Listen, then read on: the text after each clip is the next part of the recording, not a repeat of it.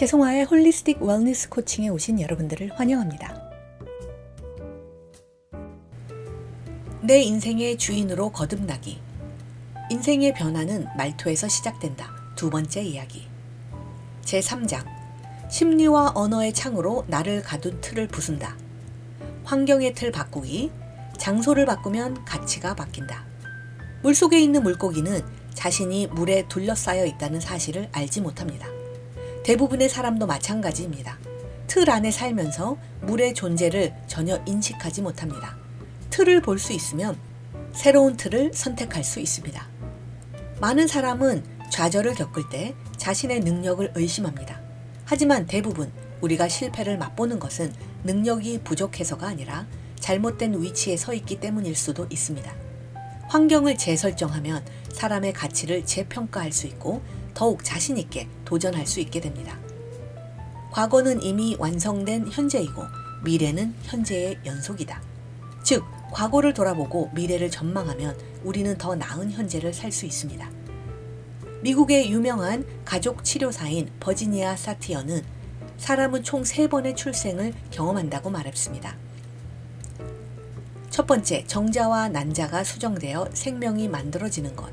두 번째는 태아가 자궁에서 나오는 것입니다. 앞에 두 가지는 전통적 의미에서 출생입니다. 세 번째는 자기 스스로 자신의 인생을 책임지는 것입니다. 앞선 두 번의 출생만 봤을 때 사람과 동물은 다르지 않습니다. 세 번째 출생을 겪고 자신이 결정한 일에 스스로 책임지는 그 순간부터 비로소 진정한 사람으로 불릴 수 있습니다. 어떤 사람들은 평생 인간으로서의 삶을 누리지 못합니다. 그들은 책임을 회피하고 동물의 본능을 따르며 자신의 행동을 스스로 통제할 줄 모릅니다. 의미의 틀 바꾸기, 자신을 더 사랑하는 법. 한때 나는 즉흥 연기 학원에 다닌 적이 있습니다. 수업 중에 흥미로운 게임을 했는데 게임의 규칙은 상대방이 무슨 말을 하든 예스라고 말하는 것입니다. 노는 절대 안 됩니다. 예능에서 가끔 하던 당연하지 게임과 비슷합니다. 다만 한 가지 추가된 규칙이 있습니다. 예스 뒤에 한마디를 덧붙여서 상대방의 말에 합리적으로 대답해야 합니다. 상대, 너 진짜 똥 같다. 나, 예스, 나는 모든 것에 거름이 되는 존재야. 상대, 너 정말 개 같다. 나, 예스, 나는 개처럼 충성심이 높은 사람이지. 상대, 너는 진짜 바퀴벌레 같아. 나, 예스, 나는 바퀴벌레처럼 생명력이 강해서 어디든 살아남을 수 있어. 자, 이 대화 속에서 발견한 것이 있나요? 하나의 사물에는 반드시 여러 가지 서로 다른 의미들이 존재합니다. 남들이 우리를 각종 나쁜 말로 욕해도 우리는 그것을 다른 의미로 전환할 수 있습니다. 그러면 상대방의 언어적 공격성은 연기처럼 사라져버립니다. 새로운 틀 바꾸기 방법인 의미의 틀 바꾸기에 대해서 배워봅시다. 의미의 틀 바꾸기란 한 사건의 의미에 새로운 정의를 내리는 것을 말합니다. 의미의 변화에 따라 우리가 받는 느낌과 행동도 바뀌게 되고 따라서 결과도 바뀌게 됩니다. 의미의 틀 바꾸기는 인생의 지혜를 깨닫게 도와줄 것입니다.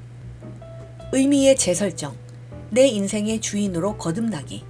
미국 인지심리학자 알버트 앨리스의 ABC 이론에 따르면 똑같은 사안에 대해 사람마다 정서적, 행동적 반응이 다를 수 있다고 합니다. 그리고 사건 자체가 반응을 일으킨 것이 아니라 사람마다 사건에 대한 견해가 달라 서로 다른 반응을 이끌어낸다는 것입니다. 이 이론에서 견해는 신념이라고 불립니다. ABC 이론의 A, activating은 선행 사건입니다. B, believe는 개인이 선행 사건을 겪고 난 후 생기는 신념 및 그 사건에 대한 관점과 해석, 그리고 평가, 즉 이번 사건이 말하고 있는 의미를 뜻합니다. C, consequence는 특정 상황에서 개인의 감정과 행동의 결과를 뜻합니다. 우리의 인생은 외적 사건에 의해 결정되지 않으며 자신의 신념에 의해 결정됩니다. 대부분 그렇습니다.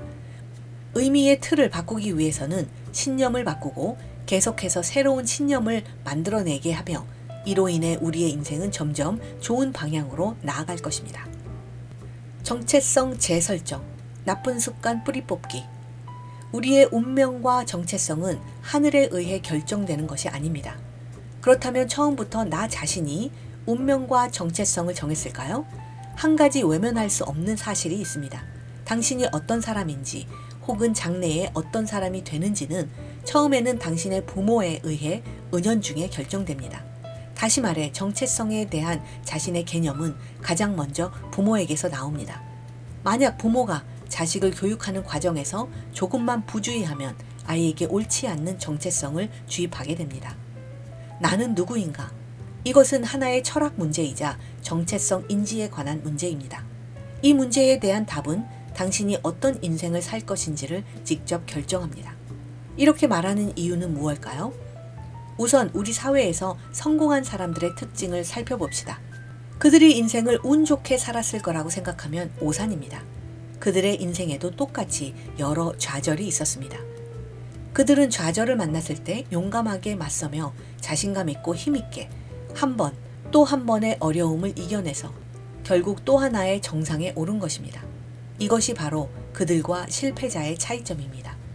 그럼 실패자는 어떨까요? 인생의 중대한 좌절에 대해서는 말할 것도 없고 다른 사람의 간단한 한두 마디 말에도 그들은 깊은 수렁에 빠집니다. 그들의 마음은 마치 아주 얇은 유리로 만들어진 듯 약하고 깨지기 쉬우며 잔잔한 파도에도 힘없이 휩쓸려 갑니다. 성공한 자와 실패한 자의 차이는 좌절에 대처하는 능력이 있느냐 없느냐입니다. 비교적 낮은 자아 가치를 가진 사람은 다른 사람의 평가에 쉽게 휘둘립니다. 그들의 감정은 타인 혹은 환경에 의해 조정되며 다른 사람의 작은 한마디, 행동 하나에도 자극을 받고 자신이 막대한 상처를 입었다고 생각합니다. 그 까닭은 그들이 마치 가치가 불확실한 골동품처럼 자기 가치에 대한 확신이 없기 때문입니다. 그들은 그저 외부 평가나 자신이 한 일의 가치로 자신을 평가합니다. 그들은 자기 가치의 결정권을 손수 타인에게 돌려주고 동시에 자신 인생 리모컨 역시 타인의 손에 넘겨서 그들이 자신의 인생을 조정하도록 만듭니다. 자아 가치의 성립은 일반적으로 어린 시절 부모의 교육 방식과 성장 환경, 학교 교육, 그리고 사회 문화적 역량 등 여러 가지 간섭을 받게 됩니다. 앞서 언급했듯이 자아 가치란 한 사람의 자기 가치에 대한 주관적 평가입니다. 갓 태어난 아이의 자기 가치에 대한 평가는 주변의 중요한 사람들에 의해 내려질 수밖에 없습니다. 그중 부모는 가장 중요한 위치를 차지하고 있습니다. 그래서 부모의 교육 방식은 직접적으로 아이의 자아 가치에 영향을 주기 마련입니다. 통상적으로 다음 세 가지 측면이 아이의 자아 가치에 큰 영향을 미치게 됩니다. 정체성 재설정, 자아 가치 끌어올리기.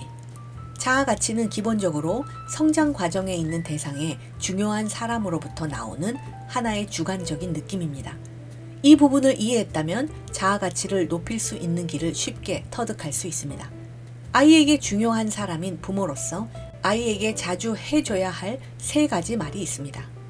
이 말들은 아이의 자아 가치를 재정립하고 정체성을 재설정할 수 있는 아주 가치 있는 것들입니다. 1. 나는 너에게 관심이 있단다. 사람들은 타인의 주목을 받기를 좋아합니다. 관심을 받았을 때 비로소 자신의 존재를 느끼기 때문입니다. 사람들이 인스타그램이나 페이스북에 게시물을 올리는 이유가 뭘까요? 게시물에 있는 좋아요 수가 많을수록 기분이 좋아집니다. 왜일까요? 관심을 받았기 때문입니다. 사람은 자신이 주목받는 사실을 느끼는 순간 자신이 가치 있는 사람이라고 생각하기 마련입니다. 물론 뜬금없이 다른 사람에게 나 너한테 관심 있어 라고 말하는 건 좀 이상합니다. 말을 살짝 바꿔서 이렇게 말해볼 수 있습니다. 얼마 전에 내가 SNS에 올린 유럽 여행 사진 봤어. 진짜 너무 부럽더라. 와, 오늘 헤어스타일 너무 예쁜데? 오, 옷 새로 샀나 보네. 요즘 점점 더 좋아 보이네. 무슨 일이 있는 거야? 2. 너는 가치 있는 사람이란다. 모든 사람은 상대로부터 긍정적인 반응을 원합니다. 자신이 가치가 있는 존재라고 느꼈을 때 비로소 살아있음의 기쁨을 느낍니다. 아이들은 특히 그렇습니다.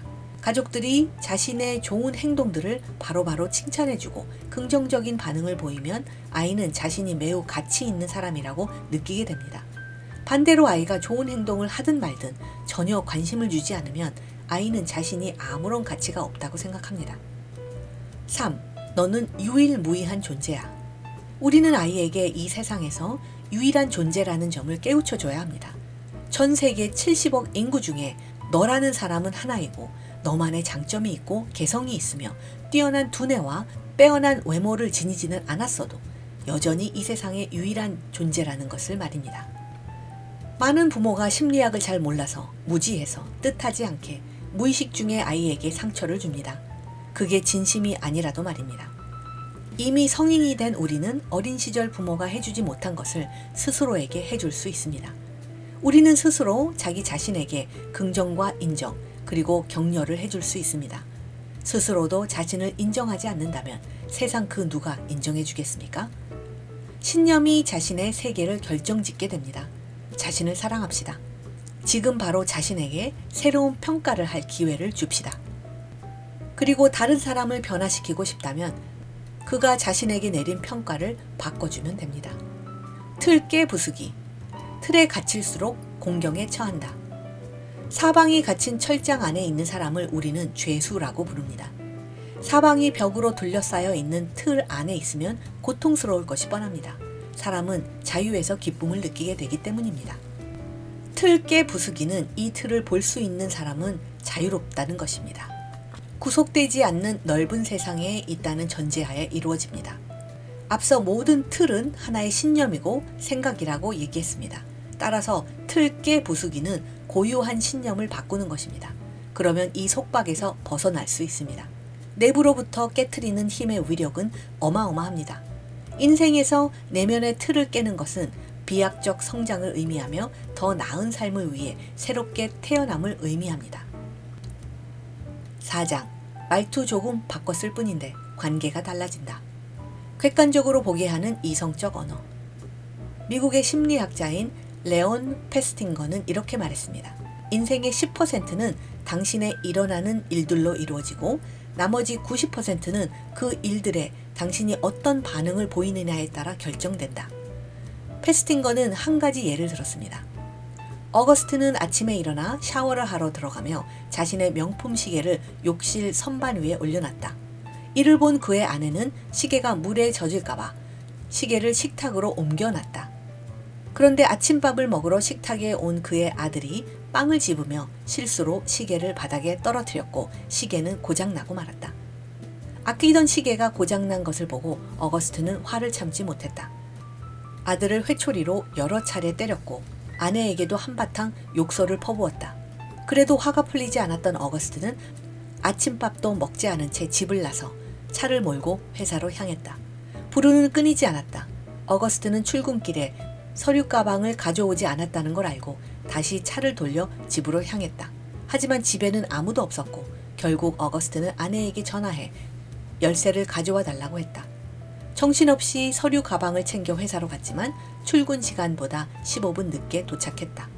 이로 인해 상사에게 된통 혼이 났다.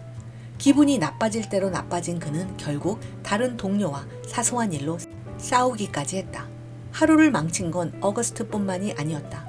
아침에 어거스트에게 열쇠를 주기 위해 급하게 길을 가던 아내는 옆에 오던 과일 장수를 보지 못해 그 과일 수레를 넘어뜨려 버렸고 그에게 돈을 배상해 주어야 했다.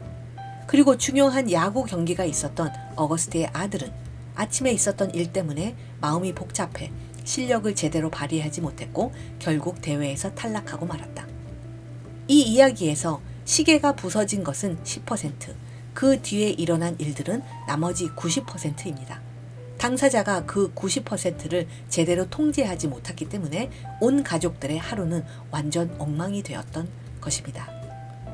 상대의 감정을 어루만진다면 공감 능력이 부족한 사람은 사람을 대할 때 냉정합니다.